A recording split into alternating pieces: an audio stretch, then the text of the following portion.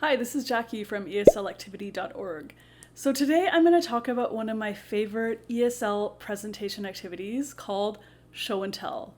And I know you probably have done Show and Tell in like kindergarten or elementary school, something like that.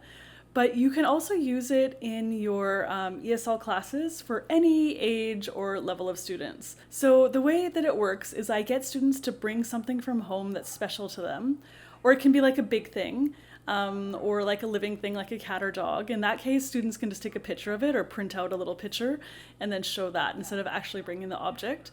And then students can just do a little presentation about what that object is, how long they've had it, why it's special to them. You can set up whatever criteria you want.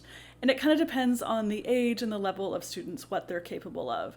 You can do two styles. So one style is that all the students could go in a single day. So you kind of just have like a presentation day and everyone does the show and tell together.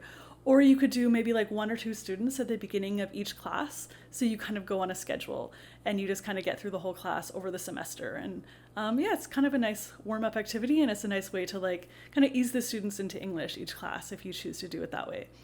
All right, so that is a very simple activity if you want to do some presentations in your English classes, show and tell.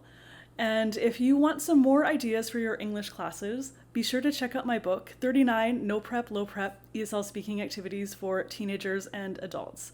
There's also a version for kids as well. Okay, if you like this video, please hit like, subscribe, and leave a comment below and tell me if you've used show and tell in your classes before. Until next time, bye everybody.